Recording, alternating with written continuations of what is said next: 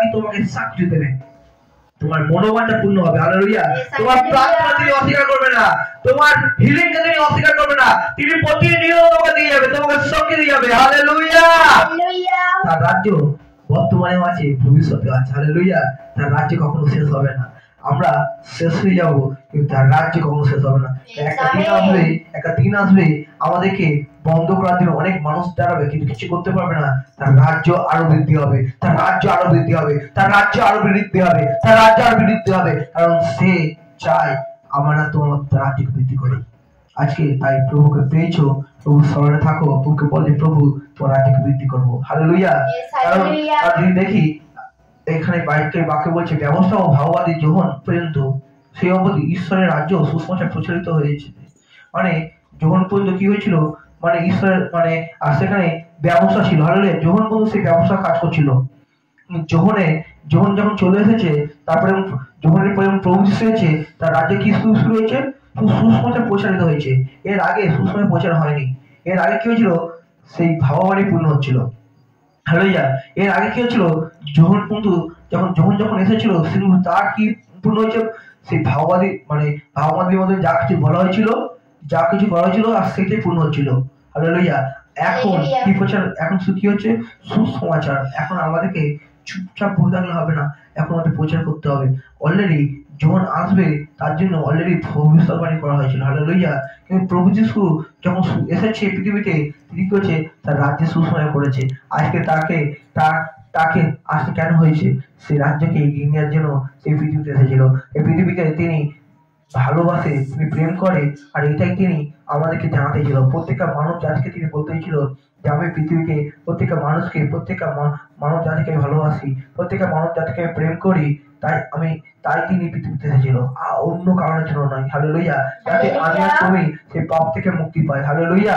তাই যখন পর্যন্ত সেই সিস্টেম ছিল, আর যখন পর্যন্ত সেই ভবিষ্যৎবাণী পূর্ণ হচ্ছিল, তার যিশু এসে কি করলো, ভবিষ্যৎবাণী তিনি পূর্ণ করলো, আর তারপরে তিনি সুসমাচারের দিকে বেশি ধ্যান দিল, বেশি পরিচালনা করলো, যাতে তার রাজ্যে যেন প্রত্যেকটা মানুষ যেন জানতে পারে। হালেলুয়া। এই জন্য শিক্ষাগুরু যখন আবির্ভাব হয়েছিল, আর সেই পর্যন্ত প্রত্যেকটা ভবিষ্যৎবাণী মানে পূর্ণ হচ্ছিল। হালেলুয়া।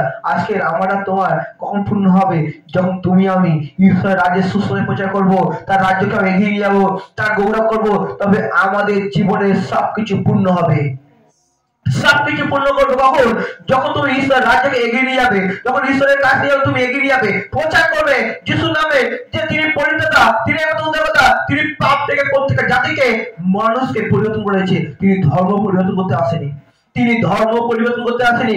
আজকে যারা তোমাকে ভুল বুঝাচ্ছে, ভুল সিদ্ধান্ত দিচ্ছে, ভুল ভাবে তোমাকে পরিচয় করছে, বলো যে আমি ধর্ম পরিবর্তন করতে আসিনি, আমি ঈশ্বরের রাজ্যকে এগিয়ে যাচ্ছি। হালেলুয়া। হালেলুয়া। যিশু আমাদের জাত নয়, ধর্ম নয় পরিবর্তন করতে আসেনি, তিনি আমাদের পাপকে পরিবর্তন করতে এসেছে। হালেলুয়া। আজকে আমরা যে পাপে ছিলাম, যে পাপে ডুবেছিলাম, সেখান থেকে আমাদেরকে তিনি ডেকে এনেছে। হালেলুয়া। সেখান থেকে বলেছে সন্দীপ ওঠো, সন্দীপ জেগে ওঠো, দীপ্তিমতী হও, তোমার পাপ তোমাকে অন্ধকারে নিয়ে যাচ্ছে, তোমার অন্যায় কাজও তোমাকে অন্ধকারে নিয়ে যাচ্ছে, ওঠো আর দীপ্তিমতী হও। যখন আমাকে বলে দীপ্তিমতী হও, তবে দীপ্তিমতী হতে শুরু করেছি। সহজে পাপ ছাড়তে পারিনি। পাপ এতটা আমাদের উপরে কব্জা করেছিল, এতটা আমাদেরকে বন্দী করেছিল, আমরা প্রতিদিন যখন প্রভুর সাথে থাকছিলাম, তারপরে তার রাজ্যকে খোঁজ পেয়েছি। হালেলুয়া।